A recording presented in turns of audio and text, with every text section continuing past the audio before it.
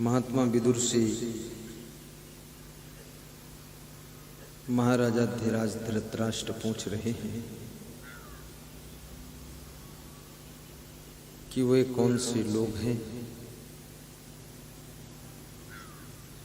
जिनके घर में, जिनके जीवन में हमेशा सुख रहता है। उनके क्या लक्षण होते हैं, उनकी क्या पहचान होती है। एक तीसरा प्रश्न था, गरुड़ जी ने कागभूषुंडी जी से पूछा है कि सुख कहाँ है और दुख कहाँ है, दुखी कौन है और सुखी कौन है। इसका भी उत्तर मैं आज दूंगा। सुख कहाँ है और दुख कहाँ है। सदगुरु कबीर साहब ने एक बहुत बड़ी बात कही है कि चाहत सुख दुख संग न छाड़ा। संसार के सभी प्राणी सुख चाहते हैं, लेकिन दुख उनका संग छोड़ता नहीं और सुख मिलता नहीं और दुख छूटता नहीं। अर्थात दूसरा तात्पर्य ये भी है कि मनुष्य सुख चाहता तो है, लेकिन जिन चीज़ों से, जिन बातों से, जिन कारणों से, जिस वजह से जीवन में दुख आता है, उस चीज को वो छोड़ता नहीं।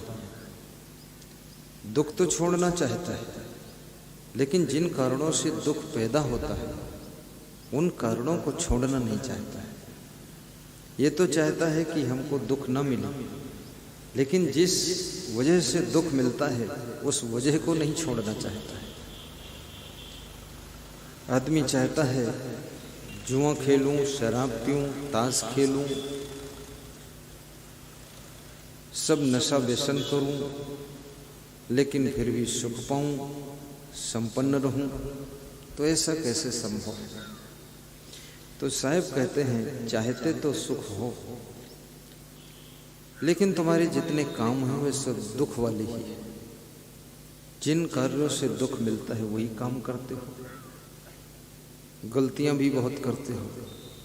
विचारक कहते हैं एक बार गलती हो जाए तो उसे गलती कहते हैं, और बार बार गलती वही हो दोहराई जाए तो फिर उसे अपराध कहते हैं।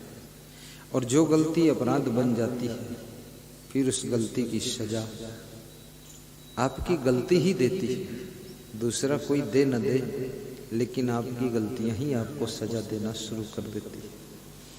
और मनुष्य में एक विशेषता ये भी है, ये दूसरों में कमी देखता रहता है और स्वयं के कमियों पर इसका ध्यान भी नहीं जाता है।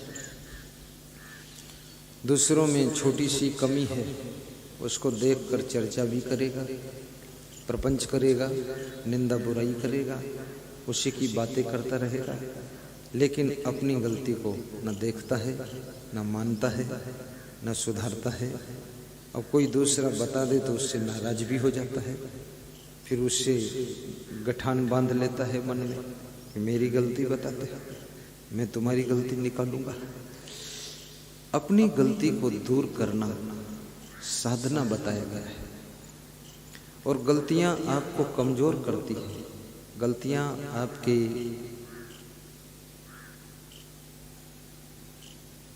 प्रतिभा को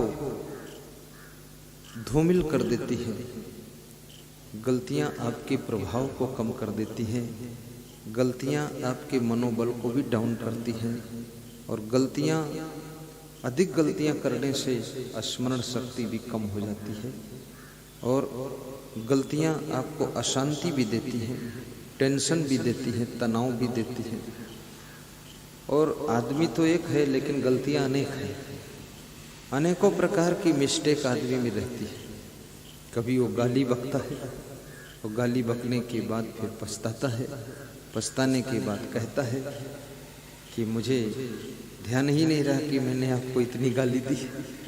अगर रिकॉर्डिंग करके उनको सुना दिया जाए तो उसे खुद आश्चर्य होता है, इतनी गाली, इतनी फोहड़ गाली मैंने कैसे दी है, लेकिन उसने दी है। कैसे दी है? क्योंकि जब मनुष्य को क्रोध आता है, गुस्सा आता है, जोश आता है, या उसकी कामनाओं में बाधा पड़ती है, तब वो गालियां बकता है, अपना जोश कहीं न कहीं वाणी के द्वारा, स्वभाव के द्वारा या कृत्यों के द्वारा व्यक्त करता है। लेकिन ये याद रखना, जोश तो दुनिया में बहुत लोगों को आता है, लेकिन जिस जोश में होश नहीं है, वो जोश तुमको बेहोश कर देगा। उस जोश का रिजल्ट बहुत खराब होगा। इसलिए बिना होश का जोश आपका बहुत बड़ा नुकसान करता है। कितने लोगों ने गुस्सा के कारण अपनी जिंदगी के अमूल्य क्षणों को व्यर्थ में खोया है। माँ बाप से नाराज हो गए, बड़ौदा भाग गए, अहमदाबाद भाग गए, वहाँ भटक रहे हैं। सबको फ़ोन करते हैं, माँ बाप को फ़ोन नहीं करते हैं। माँ बाप इंतज़ार करते हैं कि इतनी बड़ी कौन सी गलती हो गई जो इतना रूठ गई। और आदमी बहुत विचित्र प्राणी है। जिससे तुम नाराज हो जाते हो, जिससे रूठ जाते हो, उसकी याद तुम्हें हमेशा आती रहेगी। प्रेमी की याद कभी कभी आती है, मित्र की याद कभी कभी आती है, परिवार की याद भी कभी कभी आती है, लेकिन जिससे तुम रूठ जाओ, नाराज हो जाओ, उसकी याद जाती ही नहीं है, वो तुम्हारे दिमाग में घूमता ही रहता है। इसलिए बुद्धिमान व्यक्ति किसी से नाराजी बनाता नहीं है, द्वेष बनाता ही नहीं है। और ये द्वेष श्री कृष्ण कहते हैं, बड़ी मार्मिक बात कृष्ण ने कहा है कि राग द्वेष वियुक्तयस्त विषयान इंद्रियैश्चरन् आत्म वशैर विधेयात्मा प्रसादम अधिगच्छति। प्रसादम क्या चीज है? प्रसादम प्रसन्नता को कहते हैं, प्रसादम शांति को भी कहते हैं। यानी शांति उनके अंतःकरण में आती है, प्रसन्नता उन्हीं के पास में रहती है जो राग द्वेष से मुक्त हो जाते हैं। और ये राग द्वेष से मुक्त होना कोई छोटी बात नहीं है। मनुष्य मध्यम जीवन जीता ही नहीं, या तो किसी के राग में डूब जाएगा, या तो किसी से द्वेष करेगा। एक सासू है, उसके 2 बहुएं हैं, 2 बेटे हैं। एक बहू से वो ज्यादा प्रेम करती है, दूसरी से कम करती है। एक बहू को चुपके से कुछ खिला देती है, दूसरी बहू को देती ही नहीं है। अब दोनों बहुएं सोच रही हैं, एक बहू सोचती है कि मैंने अपने सासू को आकर्षण में ले लिया है, अब मेरे लिए ही सब कुछ करती है, अच्छा है। उसने सासू को मोटिवेट कर लिया अपनी तरफ। लेकिन दूसरी बहू दुखी है कि सासू तो मेरी तरफ ध्यान ही नहीं देती। अब जो दुखी है वो बद्दुआएं दे रही है, वो ये कह रही है कि सासू कब मरेगी। और जो सासू से खुश है वो कहती सासू बहुत लंबा जीवन जिए तो अच्छा है। अब वे दोनों बहुएं सासू को सासू मानती हैं और सासू के लिए बहू बनकर आई है, लेकिन सासू उनके साथ में भेद रख रही है। अब वे बहू दुखी हो रही है। इसलिए कहते हैं कि जो सुखी रहना चाहते हैं तो किसी से जितना प्रेम मिले उसी में खुश रहो, और जो प्रेम कम मिले तो भी खुश रहो। अपने अंदर चाहत भी मत रखो कि हमसे इतना प्रेम दे, और जिससे तुम बहुत प्रेम चाहते हो तो वो प्रेम दे न दे, लेकिन तुम उसको प्रेम देना शुरू कर दो, तो एक न एक दिन उसका मन भी खुश हो जाएगा, वो भी तुमको प्रेम देना शुरू कर देगा।